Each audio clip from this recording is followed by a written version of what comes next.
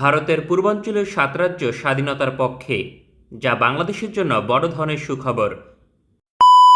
Hello viewer, welcome back to another video. Viewer बहुत ही अहम किस्म की, बहुत ही ज्यादा इम्पोर्टेंट किस्म की वीडियो आप लोगों के साथ शेयर करने वाले हैं वीवर। सेवन सिस्टर में बांग्लादेश का एहसाब वीवर, बांग्लादेश और शुमाल मशरकी हिंदुस्तान वीवर, बहुत ही जबरदस्त किस्म की वीडियो आज हम आप लोगों के साथ शेयर करने वाले हैं। तो प्लीज इस वीडियो को कंप्लीट वॉच करना है और अभी तक चैनल को सब्सक्राइब नहीं किया हुआ तो प्लीज जल्दी से इस चैनल को सब्सक्राइब कर लीजिएगा। तो बिना टाइम वेस्ट किए वीडियो को शुरू करते हैं। ভারতের পূর্বাঞ্চলীয় ৭ রাজ্য স্বাধীনতার পক্ষে, যা বাংলাদেশের জন্য বড় ধরনের সুখবর। বাংলাদেশের সীমান্তবর্তী ভারতের ৭ রাজ্য স্বাধীন হলে বাংলাদেশ কতটা লাভবান হবে তাই তুলে ধরব আজকের প্রতিবেদনে। ভারতের ভৌগোলিক অবস্থান অনুযায়ী পূর্বাঞ্চলীয় 7 সিস্টার বহুল অংশে বিচ্ছিন্ন। কয়েক হাজার কিলোমিটার দূরত্ব অতিক্রম করে দিল্লি তার অবৈধ শাসন পরিচালনা করে, যা মেঘালয়, আসাম, মণিপুর, মিজোরাম, ত্রিপুরা, নাগাল্যান্ড এবং অরুণাচল প্রদেশ মানতে আগ্রহী নয়। ভারত স্বাধীনতা লাভ করে 1947 সালে। পরবর্তীতে 7 সিস্টার স্বাধীন ছিল, অথচ অবৈধভাবে এই অঞ্চলগুলো দখল করে নিয়েছে ভারতীয় সামরিক বাহিনী, যে কারণে এই অঞ্চলের প্রতিটি রাজ্য স্বাধীনতা চায়। বিশেষ করে মণিপুর, নাগাল্যান্ড এবং ত্রিপুরা স্বাধীনতার পথে অগ্রসর। তার মাঝে ত্রিপুরা বাংলাদেশের সবচেয়ে নিকটবর্তী। এই রাজ্যের 3 দিকে বাংলাদেশের অবস্থান, ফলে বাংলাদেশের সহযোগিতা ছাড়া তাদের পক্ষে এগিয়ে যাওয়া সম্ভব নয়। তাছাড়া ত্রিপুরার জনগোষ্ঠী স্বাধীনতার পক্ষে হলেও বাংলাদেশের সঙ্গে যুক্ত হতেও আগ্রহী।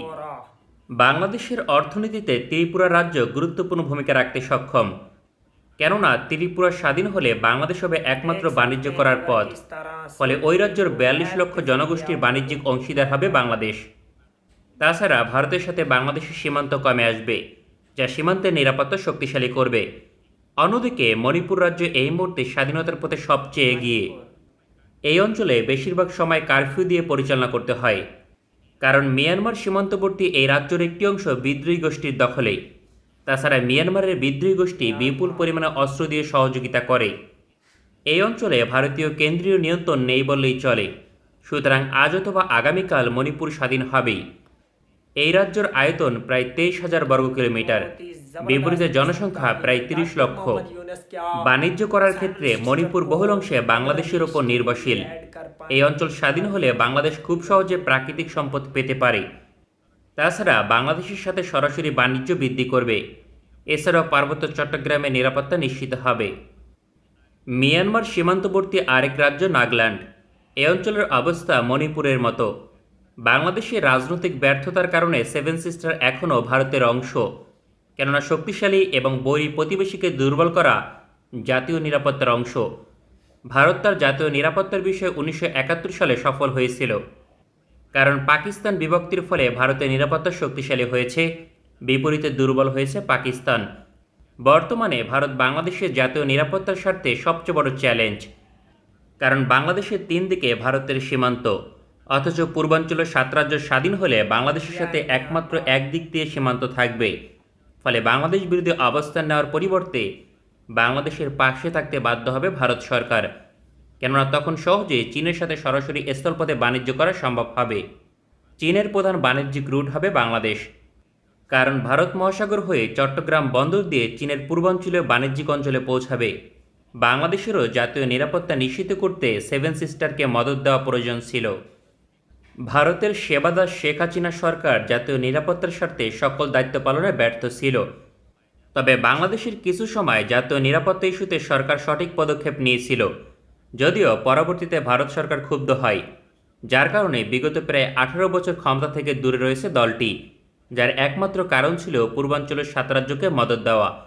বাংলাদেশ যদি এই কাজ চালিয়ে যেত, বর্তমানে 7 সিস্টারের একটি অংশ স্বাধীন হতো, যা পরোক্ষভাবে বাংলাদেশকে শক্তিশালী করত অর্থনৈতিক এবং সামরিকভাবে। যদিও এখন চীন চেষ্টা করছে অরুণাচল প্রদেশ দখল করতে। অরুণাচল 7 রাজ্যের সবচেয়ে বড়, যার আয়তন প্রায় 85,000 বর্গ কিলোমিটার। সর্বশেষ তথ্য অনুযায়ী সম্প্রতি চীনের সেনাবাহিনী সীমান্তে 10 কিলোমিটার দখল করেছে।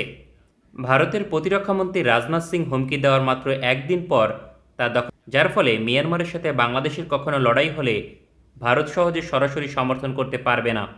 বাংলাদেশের সাথে ভুটান এবং নেপালের সরাসরি সীমান্ত থাকবে, ফলে বাণিজ্য বৃদ্ধি পাবে, যার ফলে দেশের অর্থনীতি শক্তিশালী হবে। ভারত পরিকল্পিতভাবে পাকিস্তান বিভক্ত করেছিল, যার পেছনে ছিল দেশটির গোয়েন্দা সংস্থার ইন্ধন। সেক্ষেত্রে জাতীয় নিরাপত্তার স্বার্থে বাংলাদেশ কেন সেভেন সিস্টারকে মদদ দিতে পারবে না? অতীতের মতো সাহসী কোনো নেতা বাংলাদেশের দায়িত্বে আসলে অবশ্যই এই ইস্যুতে মদদ দেবে, তবে এর পূর্বে নিজেদের প্রতিরক্ষা সেক্টর শক্তিশালী করা প্রয়োজন।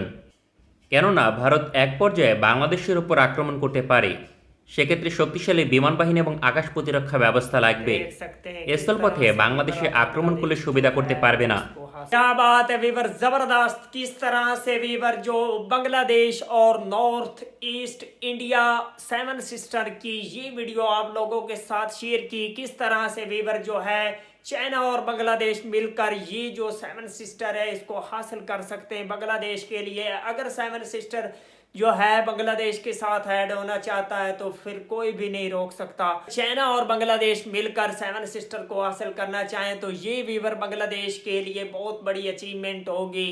चाइना साथ देगा बांग्लादेश का, तो ये वीवर बहुत ही जबरदस्त किस्म का था। भारत की ये 7 रियासतें हैं जिनको सेवन सिस्टर कहा जाता है, तो ये वीवर बहुत ही ज़बरदस्त। यहाँ पर बांग्लादेश की बहुत सारी प्रोडक्ट को बहुत ही ज़्यादा अच्छे तरीके से परचेज किया जाता है। बांग्लादेश की यहाँ पर बहुत ही ज़्यादा मांग है, तो बांग्लादेश को वो लोग चाहते हैं। बांग्लादेश सेवन सिस्टर को अपनी कंट्री में ऐड कर पाएगा? बांग्लादेश की जो आर्मी है वो बहुत ही ज़बरदस्त किस्म का भारत को जवाब दे सकती है, क्योंकि बांग्लादेश के साथ चाइना खड़ा है, बांग्लादेश के साथ अब वीवर पाकिस्तान भी खड़ा हो गया, तो ये वीवर बहुत बड़ी बात है। अभी तक आप लोगों ने हमारे चैनल को सब्सक्राइब नहीं किया हुआ तो प्लीज जल्दी से हमारे चैनल को सब्सक्राइब कर लीजिएगा। मिलते हैं आपसे नेक्स्ट वीडियो में इंशाल्लाह, तब तक के लिए अल्लाह हाफिज।